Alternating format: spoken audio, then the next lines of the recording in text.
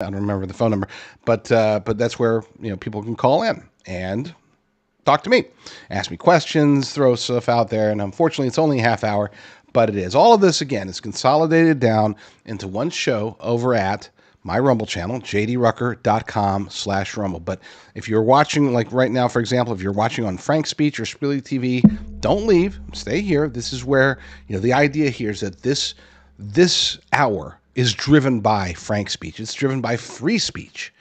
And that's what I love about being over here on frankspeech.com. Our first story comes from Revolver News. The great folks over there, Darren Beatty and his team, do a fantastic job. And I happen to know the person who does the artwork, and I always love their artwork. They don't care if it's a little bit... they don't put the type of image that you would find on the New York Times or the Daily Wire. They actually put out pretty interesting images. According to the article, this is the title, Elon Musk has his most savage red pill moment yet. Jaws on the floor. Ooh, what did he say? Oh, I'm jumping ahead. Don't want you to see it on the screen. Let me just lead up to it first. There are pivotal moments that define a person's transformation both personally and politically, and Elon Musk is right in the middle of one. Thanks to Democrats' radical Marxist agenda and their botched tyrannical policies, Musk has been pulling off political U-turns left and right. So much so that jaws are literally dropping after his latest post. I don't know if it's literal, but maybe they say it's literal, so be it. This was by far Elon's most savage red pill moment to date. It all unfolded when Elon Musk chimed in on a thread about the SAVE Act on his X platform, a proposal aimed at ensuring only American citizens vote in federal elections. Go figure. I mean, crazy thoughts, right? Crazy. Wait, you're trying to make it to where only citizens of a nation are allowed to vote for the leaders of that nation? It's radical thoughts there. Anyway, who would possibly disagree with this? Well, of course, the democracy-loving Dems do. Elon's response to Speaker Mike Johnson's thread was one of his most forceful and decisive yet. It left absolutely no doubt about where he stands and the direction he's heading on his political journey he's on. Elon Musk is fed up with the current situation, and now he wants heads to roll. And we're not speaking figuratively here either. Those who oppose this are traitors, all caps, traitors. What is the penalty for traitors again? Wow.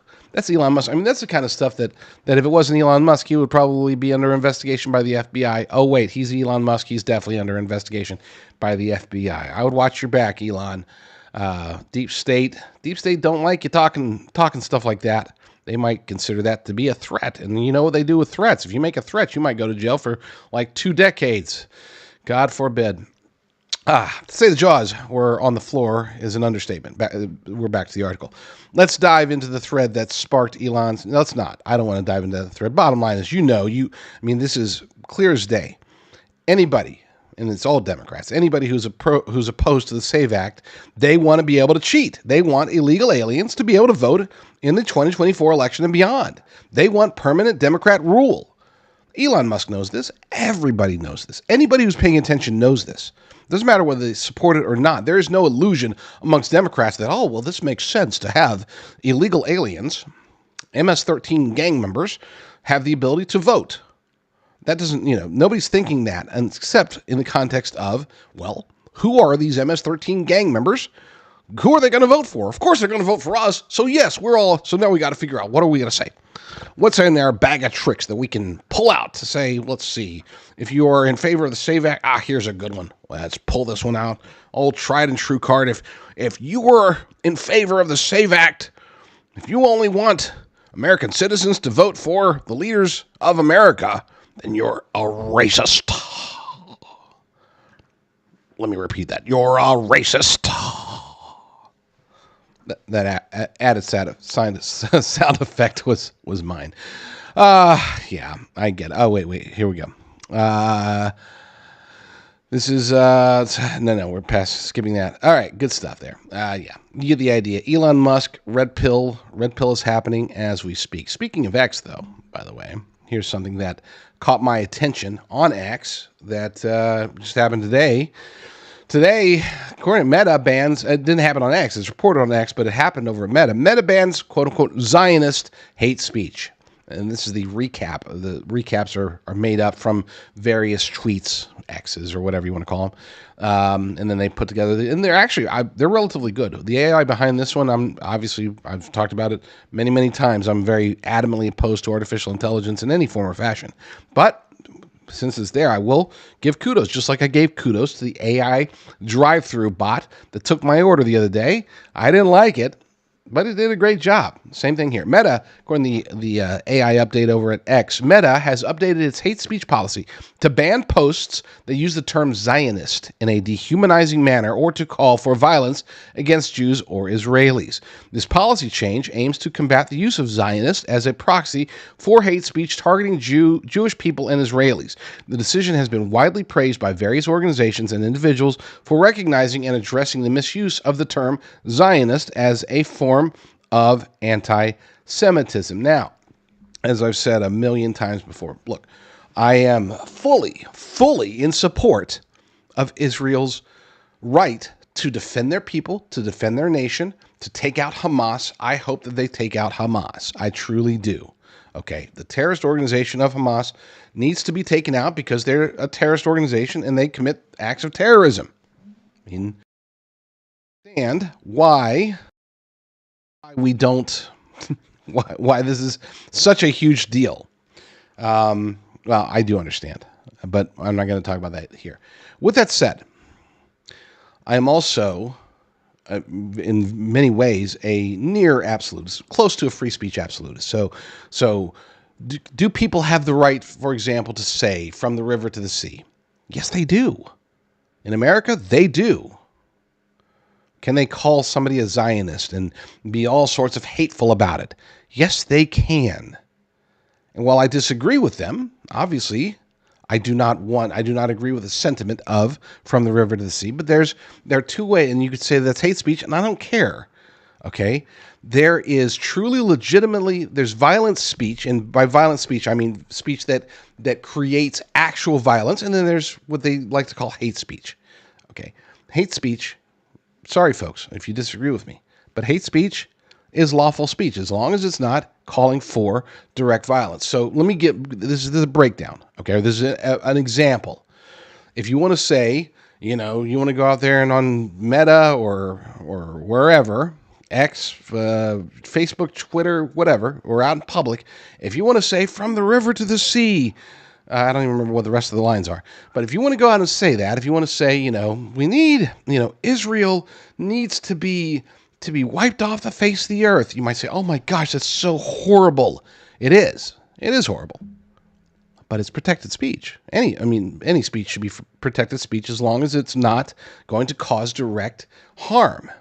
And you might say, but that would be harm. And I would argue to you that it's a blanket statement. In other words, there's like the Ayatollah in Iran isn't sitting there watching, going through his Twitter feed and saying, you know what, I'm thinking about giving maybe making amends with the Israelis. And oh, look at this Meta post says that we should wipe Israel off the face of the earth.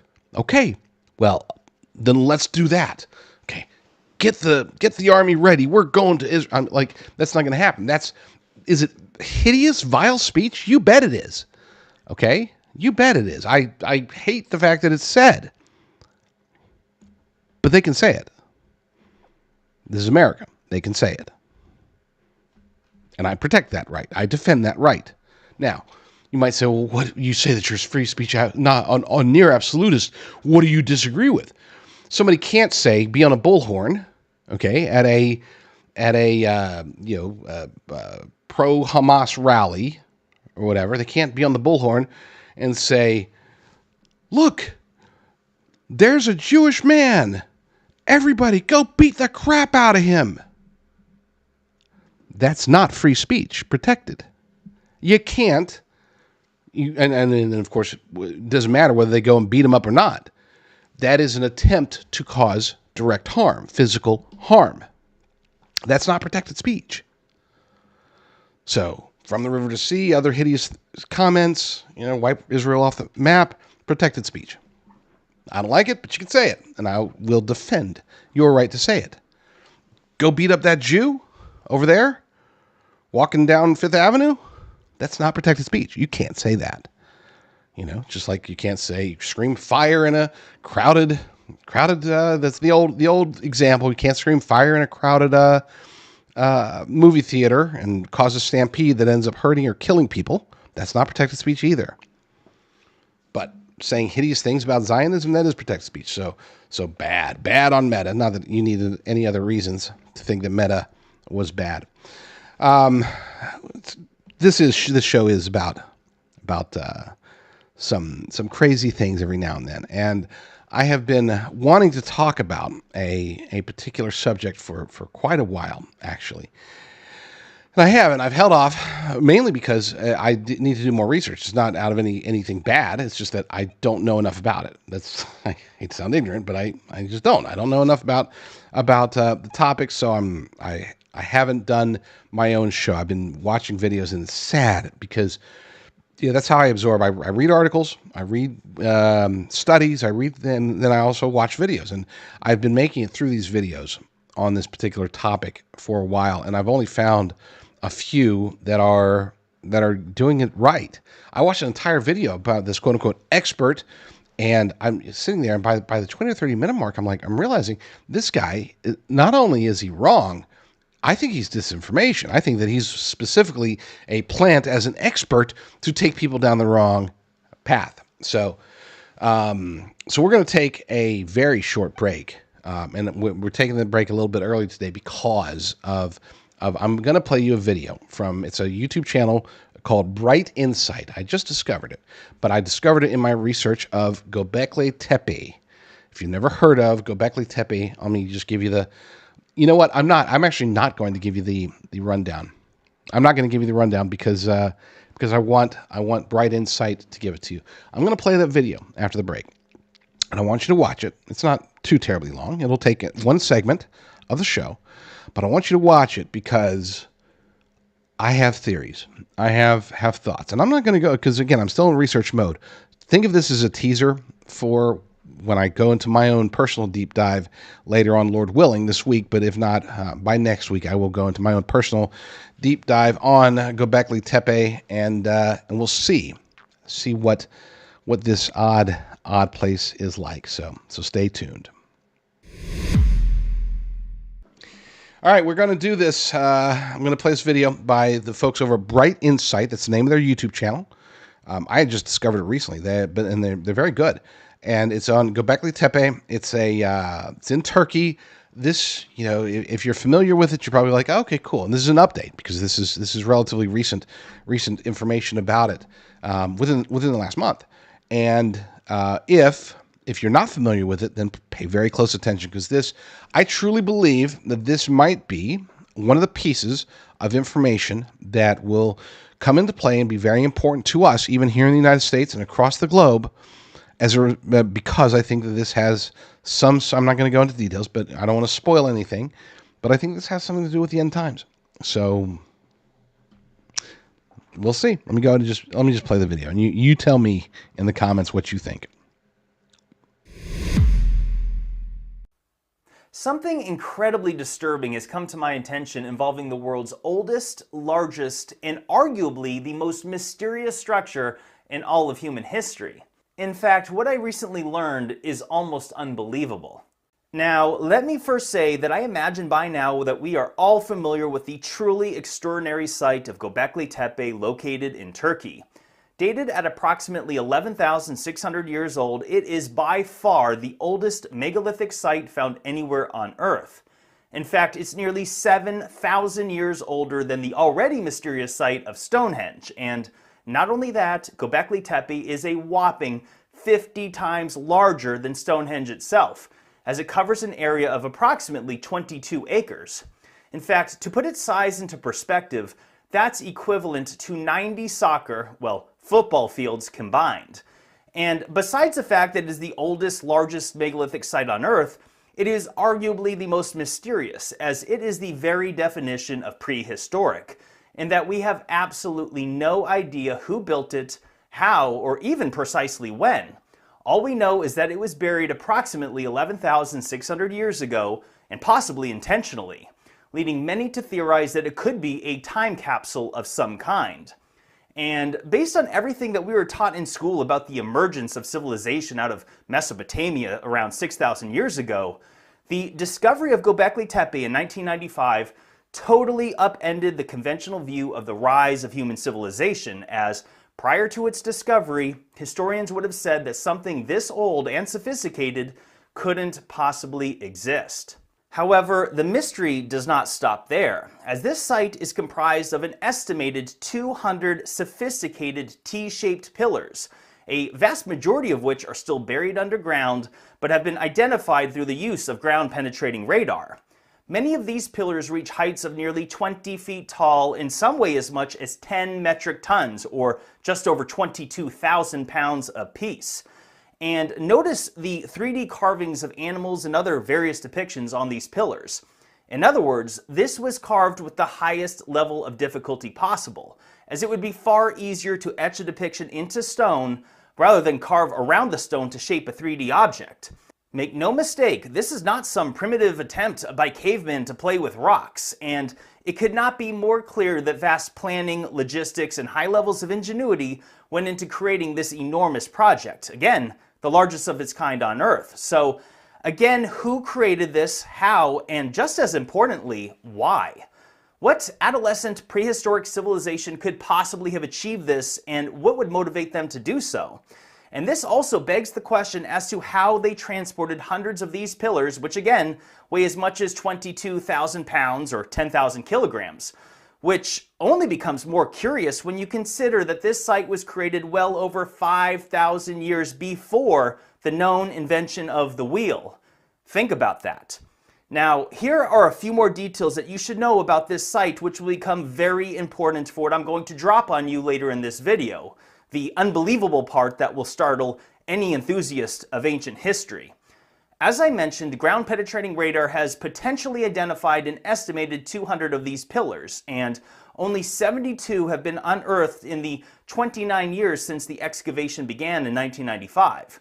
And this site is comprised of 20 known circular sections, or enclosures, that have up to 12 pillars each, and only 6 of these 20 enclosures have been excavated, however, not even fully.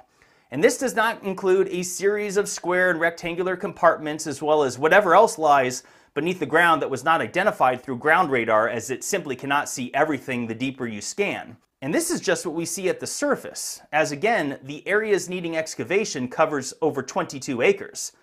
Now, I must point out something important, which is that if you've followed this topic for the last several years, you would have likely heard Graham Hancock and others repeatedly mention that only 5% of Gobekli Tepe has been excavated, again as confirmed through ground-penetrating radar. In fact, that 5% figure was first reported in 2008, which was 14 years after excavations had first started. And by the way, we must all give credit to Graham Hancock, who brought this ancient site to international attention in his best-selling books, as well as his appearances on Joe Rogan's podcast. In fact, I'm sure many of you will remember this epic debate Graham Hancock had against skeptic Michael Shermer on the Joe Rogan Experience podcast number 961, which went viral and brought many more eyes and enthusiasts to the topic of Gobekli Tepe and lost ancient civilizations as a whole. But here's the thing.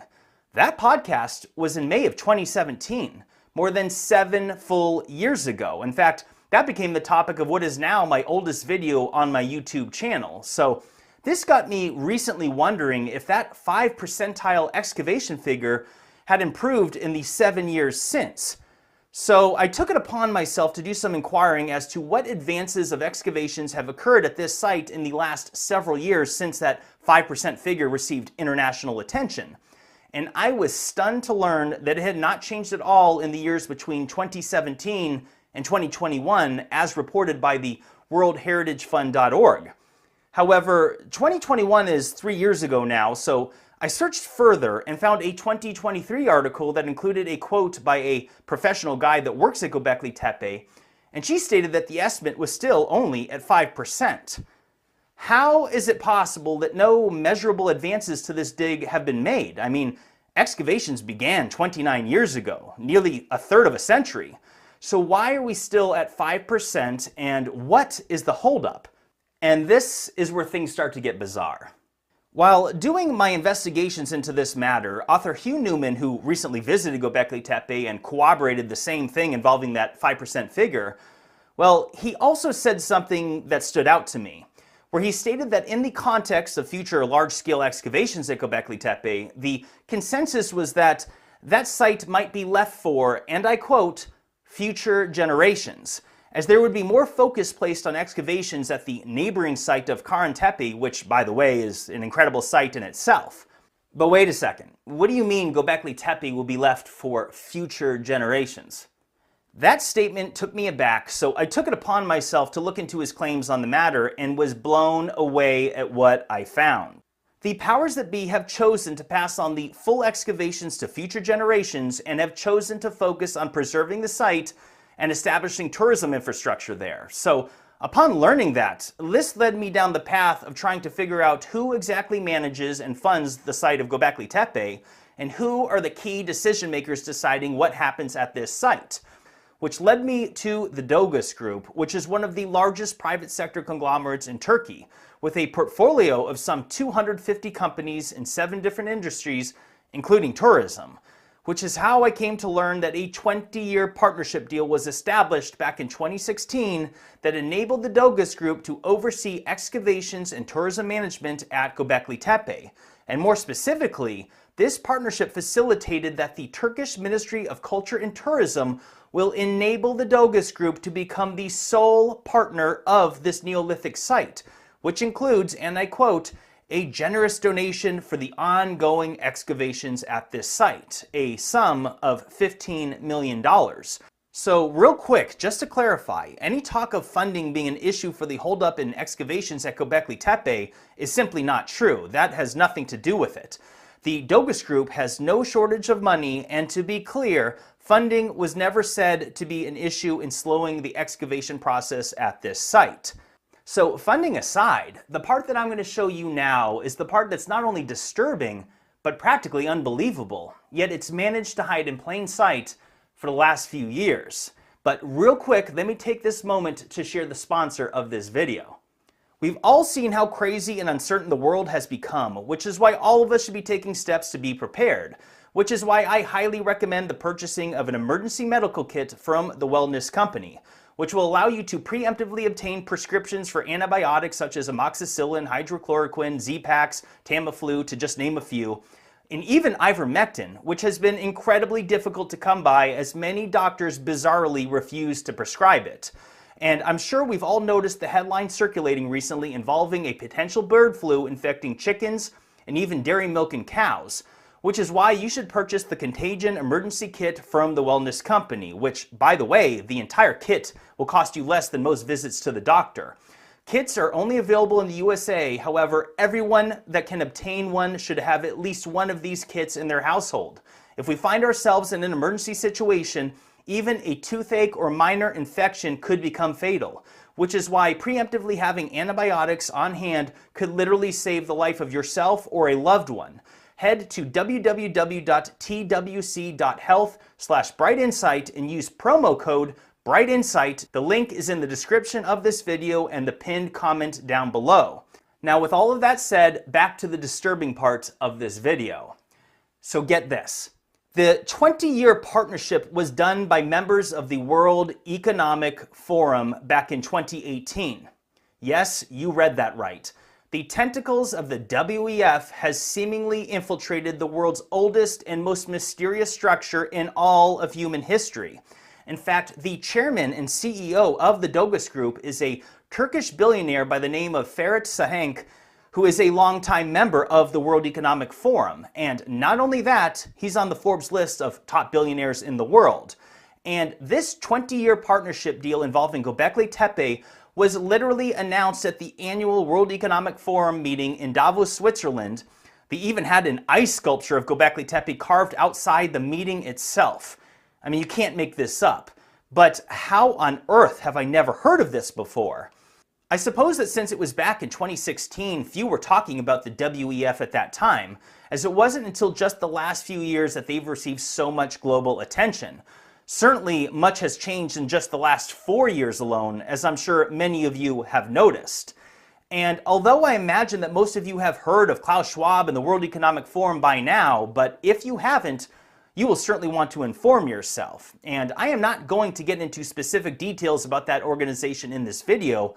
I'll refer you to the comment section for that, as I'm sure others here will help explain exactly who these people are, what they've done, and what their goals are for the future of global civilization. But this is where the Agenda 2030 and the "you will own nothing and be happy" comes from. And yes, that's a real quote by Klaus Schwab, the head of the WEF, or at least former head.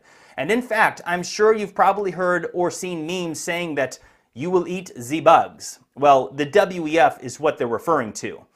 So I suppose right about now, it's reasonable to ask, why on earth is the World Economic Forum and their members even associated with management and excavations at Gobekli Tepe? Now, when Ferit Sahenk gave a speech in 2016 at that WEF meeting to announce the 20-year partnership, he said, and I quote, "We have placed the Turkish treasure at the heart of the World Economic Forum because I want the whole world to know about it. Gobekli Tepe, a common value of humanity, is our 0 point in time," referring to it being the earliest known structure of human civilization. And he went on to say, "Now, as we stand on the precipice of a fourth industrial revolution, in a time of great global change, the time is right to collaborate once again." Interesting. And again, that was way back in the beginning of 2016, so let me now share with you what has taken place in the 8 years since, as I am getting to what is arguably the most important part of this video, and something that will surely disturb all of us. As was described in their agenda, the first steps involved in the 20-year partnership was setting up the infrastructure for tourism and preservation, which included protective roofs in order to prevent weather and the elements from affecting this now exposed site. However, notice that the very foundation and support beams of this roof is comprised of, what it's comprised of is literally stabbing into the ruins itself.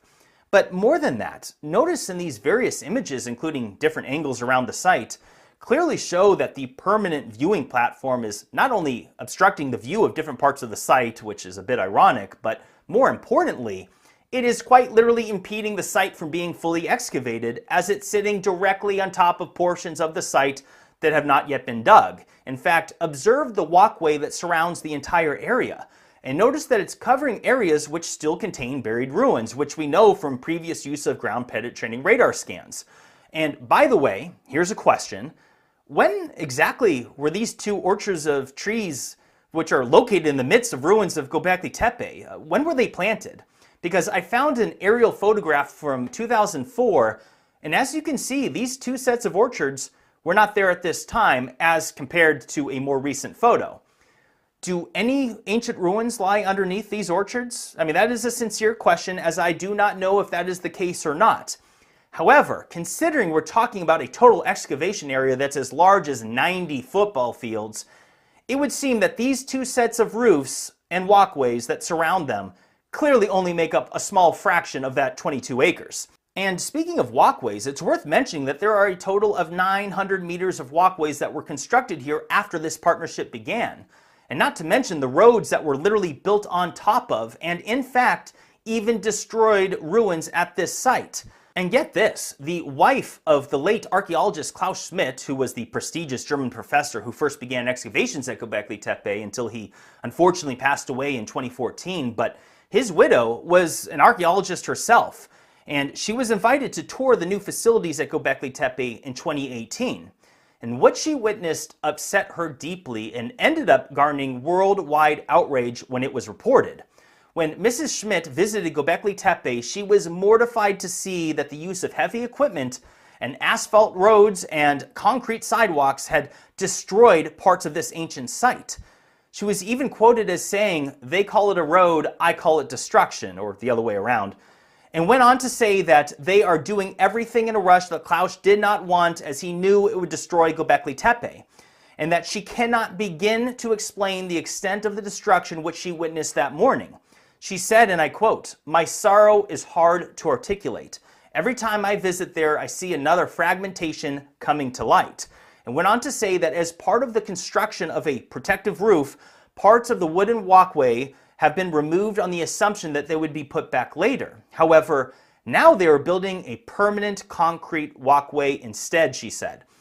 And she took it upon herself to share photos on her Instagram at what had taken place. And thankfully, public outrage ensued as these photos circulated the internet, causing massive controversy, which led the Ministry of Culture and Tourism to issue a statement saying that, quote, only construction equipment was used there, and went on to outright deny that concrete or asphalt was used there.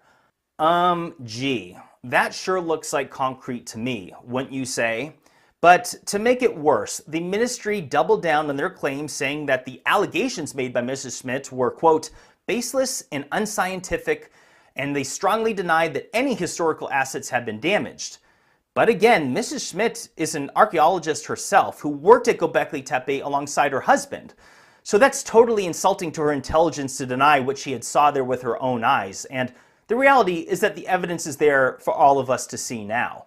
For example, as I mentioned a moment ago, 900 meters of concrete walkway were installed, and the foundation underneath it was layered with approximately 1 foot of stones, and then mortar was added under the curbs. Again, over areas of Gobekli Tepe which have relics that have not even been excavated. So consider the reality that these roads and walkways are now a total barrier from preventing excavations that could otherwise happen. Think about it. They would have to dig up all those roads, the rock, the asphalt, concrete walkways, as well as remove the infrastructure of the protective roofs themselves to make a full excavation of Gobekli Tepe even possible. In other words, they clearly have no intention to do so for the foreseeable future, as we can all see. And let's not forget that they told us directly that they are not going to fully excavate this site. Remember, they are leaving it for, quote, future generations. And although there are still archaeologists working on the site of Gobekli Tepe today, I'm not saying that there are 0 excavations taking place. However, the scope is incredibly limited, hence why that 5% figure is more or less the same. The reality is that any meaningful, large-scale dig of the remaining 14 circular enclosures that hold up a majority of the potentially 128 remaining pillars that remain hidden underground is currently at an indefinite standstill. Let that sink in. It seems to me that since the tentacles of the WEF infiltrated excavation management of Gobekli Tepe in 2016, that ever-constant 5% figure I discussed earlier seems directly related. And again, members of the WEF are the ones making decisions here. If they wanted to dig it up, they would. They could move the viewing platforms further away. They could do anything they want. They have literally billions of dollars at their disposal and the decision-making power along with it. I have to say that to not fully excavate this site is a borderline crime against humanity. In fact, it's totally inexcusable. All of the estimated 200 pillars need to be exhumed and studied. All people of Earth have a right to know as much as possible about the origins of mankind, especially considering how much of a mystery our lost past actually is. And these pillars are telling us a story. That is clear from the relatively few that have been excavated thus far. And who knows what answers are waiting to be discovered on the well over 100 pillars that remain hidden within the Earth. Hidden answers of which could explain key information about our true ancient past. Which, by the way, that reminds me, let's not forget about the fascinating and very important detail involving the similarities of certain aspects of this site which we've seen in other places around the world, such as the so-called handbags, which have been compared to the Sumerians of ancient Iraq 6,000 years later, but even more fascinating compared to ones found all the way over in ancient Mexico. This is of course highly debated, but something that many consider to be potential evidence of a lost ancient global connection that is simply not supposed to have been possible. And while I'm at it, there are other similarities involving the placement of the hands in front of the pillars at Gobekli Tepe when compared to statues in Bolivia and South America, the Moai statues in Easter Island, and even as far away as Indonesia. This could of course be a coincidence, but the placement of the hands at the front is something that's particularly unique. Like I always say, look and think for yourself. Regardless, who knows what is inscribed into all the remaining pillars that we haven't seen yet? We simply don't know, and we will never know until we appropriately excavate this site. I honestly cannot believe the current state of modern archaeology today. It appears to have been corrupted, or at best, totally mismanaged at such a level that is now preventing us from actually learning information about our ancient past. I mean, to have an archaeological dig and not dig it up is the antithesis of actual archaeology, is it not? So at this time, I am calling on all archaeologists, anthropologists, historians, skeptics, and enthusiasts of ancient history alike to speak out about this incredible injustice. What we now have in front of us is a unique opportunity to come together in one common goal, which is to champion for further excavation at Gobekli Tepe. Free Gobekli Tepe. So spread the word. In fact, probably the best way to do that is to share this video across social media to bring as much attention to it as possible so people can understand the gravity of this situation. And let's let the courts of public opinion do their thing. Now, stay tuned. I will be hosting a live stream in the next couple days to discuss this topic. And I'm very excited to announce that I will be back to making 2 videos every single month. And each one of those videos will be followed by a live stream where I discuss the topic of that video. So stay tuned. The coming months are going to be quite interesting as I have a series of topics I've been sitting on for some time that I know you'll find to be very, very interesting. That said, leave a comment and share your thoughts on everything that was discussed in this video. And also follow me on Rumble. I'm growing a presence there. And if you're not on X, you should get on it. I'm on there trying to grow my presence. You can follow me there as well as Instagram. And if you want to support me personally, support me on locals.com, link in the description, or Patreon. That makes a big difference to me. But that said, I'm going to close it up here. Thank you for your time and stay tuned to that live stream. Bye now.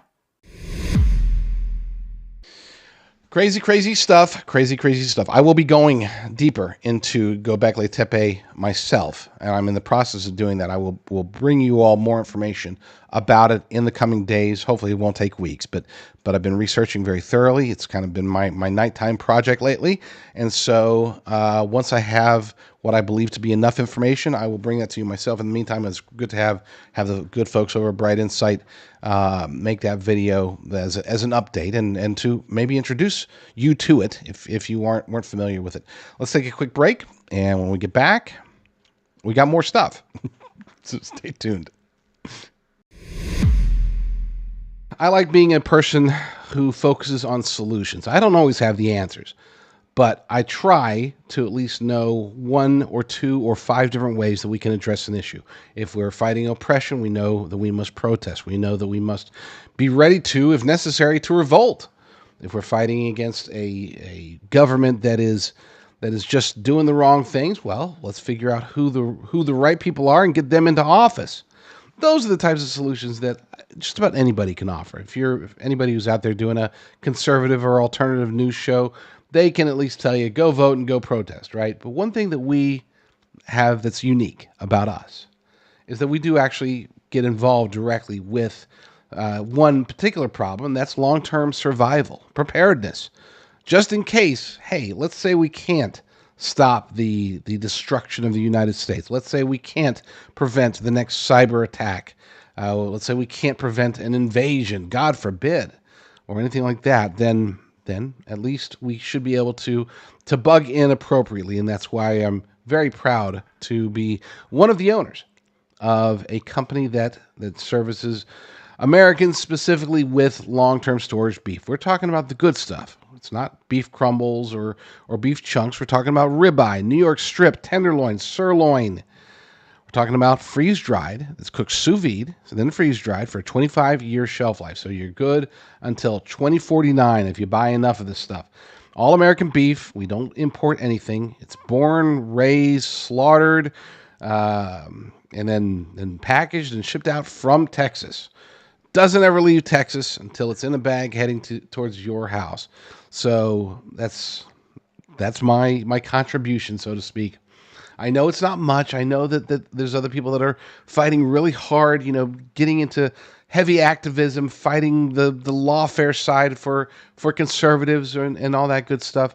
This is what we've got. I mean, it's different, but hopefully we fulfill a need that you have. Be sure to use promo code JDR. That'll get you the maximum discount at any given time. And as of right now, as you're watching this, that maximum discount is 25% off.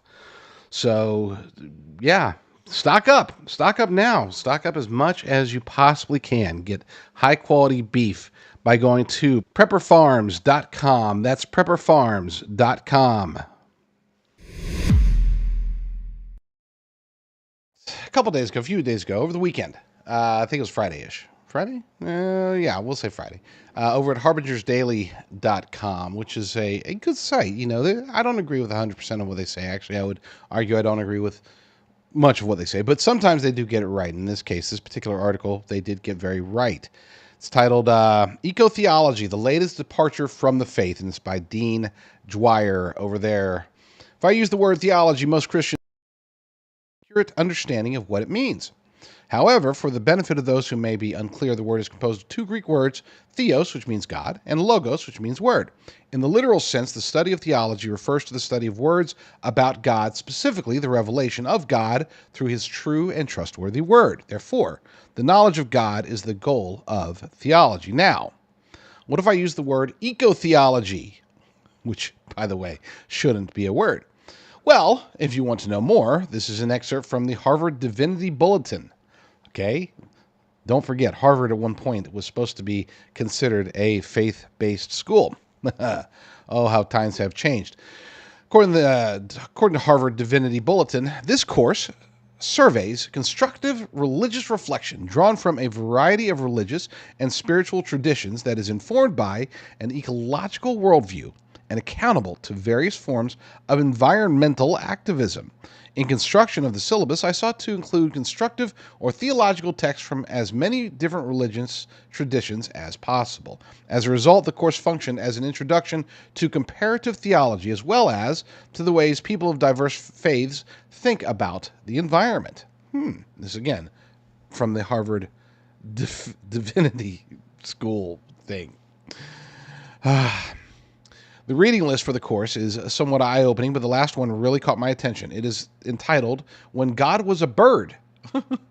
Christianity, Animism, and the Reenchantment of the World. In the description of the book, it reads, many environmentalists today identify as animists, which means they affirm the personhood of all living beings.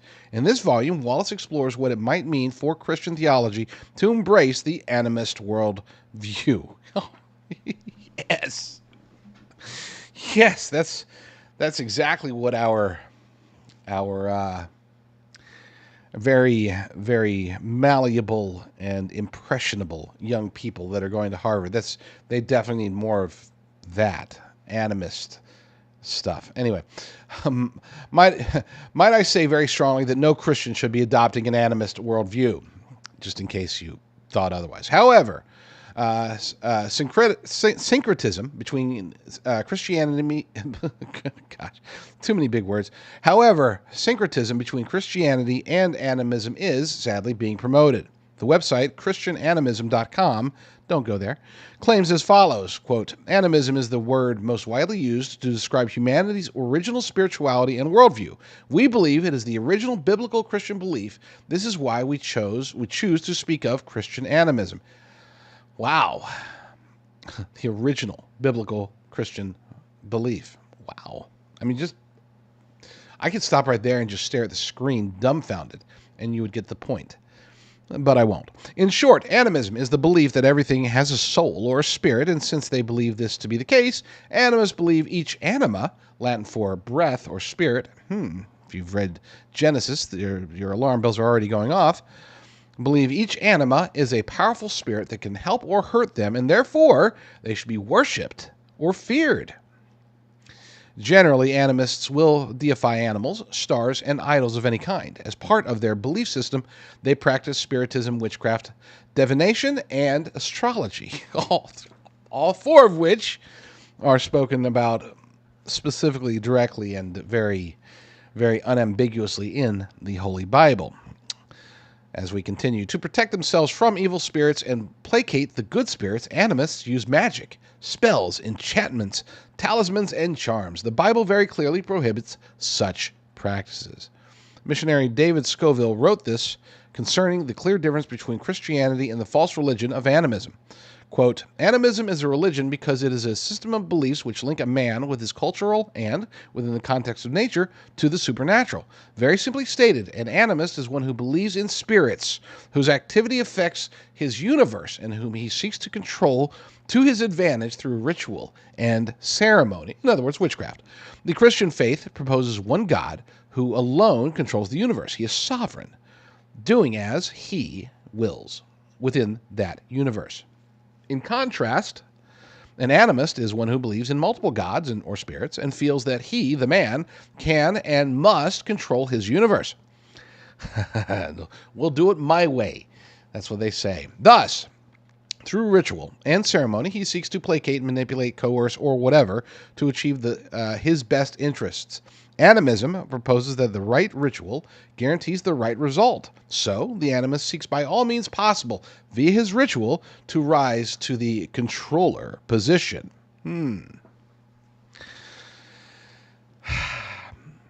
Again, I could just stare at the screen and I could drop my jaw and just look dumb at the screen and you'll get the point. This Harvard Divinity School, come on, seriously?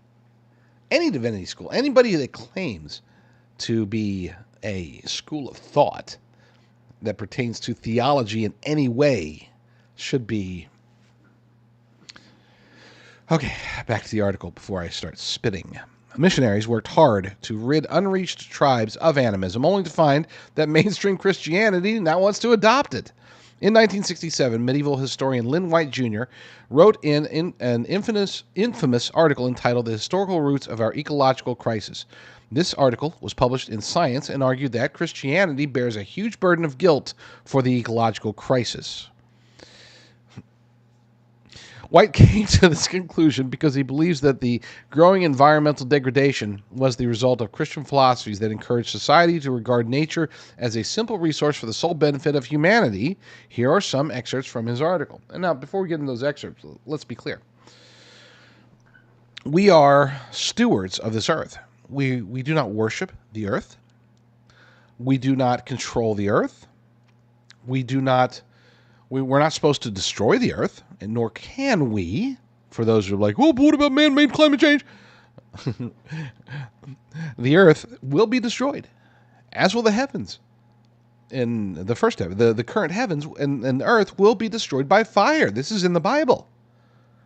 But that won't be through our doing, period. We don't have, what sort of ego does it take? What sort of arrogance does it take to say we control the world, we can control it through witchcraft, we control each individual component of the world, and it's the Christians who are destroying it by not worshiping and or controlling the world? That's what we're faced with. This is what the adversary wants people to believe, especially young and impressionable college students. Now, let's get to those excerpts from the article.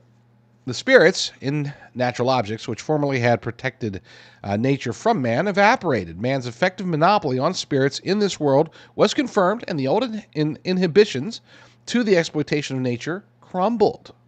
So they were protected by some perverse version of the Holy Spirit, and we got it out of the way. Sort of like, I don't know. By destroying pagan animism, Christianity made it possible to exploit nature in a mood of indifference to the feelings of natural objects. Oh, I see. Oh, goodness. Christianity, in absolute contrast to ancient paganism and Asia's religions, except for perhaps Zoroastrianism, not only established, which I'm going to talk about, by the way, at some point in the very near future as well, not only established a dualism of man and nature, but also insisted that it is God's will that man exploit nature for his proper ends. Goodness. Again, this is some sort of theologian. Rather than refute the claims made under the banner of eco-theology, it appears that many churches and seminaries are jumping on board, keen to repent for their climate crimes and adopt the pagan religion of animism into their beliefs, all in the name of supposedly saving the earth from man. Union Theological Seminary in New York City had this message posted on their listening and teachings page. Again, Union Theological Seminary in New York City. This is worse than Harvard. We're not just talking about divinity studies. We're talking about an actual seminary training people to lead other people down this path. This is what they had on their page. I understand the ecological crisis as a crisis rooted in social domination, in colonialism, remember that word, in racism, remember that word, capitalism, militarism, patriarchy, in poverty, in heteronormativity, in a Christian hegemony, in our general alienation from each other, from the means of production, from political power, from the land.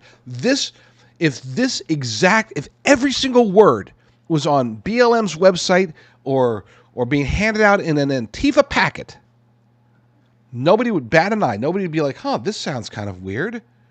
This is being pushed by Union Theological Seminary in New York City.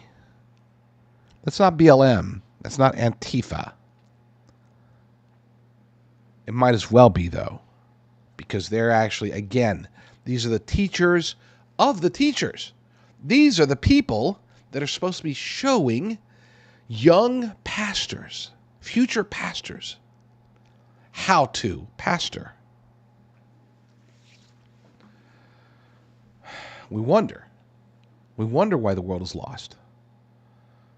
No, we don't. You don't wonder. I don't wonder. But other people wonder why the world seems to just not be waking up. It's like every sign is there. Everything is crystal clear. Not everything. Our future is not crystal clear, but the state of the world, it is crystal clear. The alarm bell should be going off in all of us. We should be spending the vast majority of our time spreading the gospel at this point, falling down on our knees, praying constantly, fasting, spreading the gospel, bringing the word to the nations, the real word, not this stuff.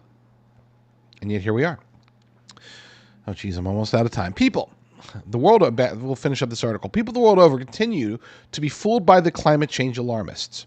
Their lies are designed to prey upon many well-meaning Christians who may want to genuinely see biblical stewardship return to the fore concerning God's creation. But turning away from God's truth and adopting unbiblical practices is certainly not the way to do it. God is sovereign, and He is in control. Perhaps it's time to bring back the simple truth of that old Sunday school favorite. He's got the whole world in His hands. I'm glad it ended on a positive note, and I do love that. That's probably my favorite. I mean, now it's going to be stuck in my head for like weeks at a time. That's what ends up happening. So the pagans. It's funny because I used to have a show a while back that is this show, but I used to be on a network a while back where I would constantly talk about paganism here in the United States. Not constantly, but I would regularly talk about paganism in the world, paganism in the United States. And I had one of the upper, I think it might have been the owner of the station. He called me up and he's like, "Look, man, I'm a Christian too, but you got to tone it down with this talk about paganism. Things aren't that bad. As a matter of fact, things are getting better." I'm like, are we looking at the same world? Are we seeing the same things? Obviously not. Because the world isn't getting better. Don't get me wrong. Look, when there are good showings, when there's revival, little even bits and pieces of revival, when I hear of individual stories of people coming to Christ, realizing, opening their eyes, oh my gosh, that's wonderful news. I would talk about this stuff every single day, all the time, if it was more commonplace. But right now, we have to understand that we are living in a world where society is increasingly becoming more and more pagan. This isn't about, you say, oh, but they had child sacrifice. Okay, great. Now, child sacrifice of the past is nothing compared to abortion today, and even after Roe v. Wade. We have a fight on our hands, folks. A big one. We have to wake up to that. And we'll talk about more of that tomorrow. Lord willing, I will be back tomorrow with another episode. But in the meantime, y'all stay strong, stay safe, and God bless.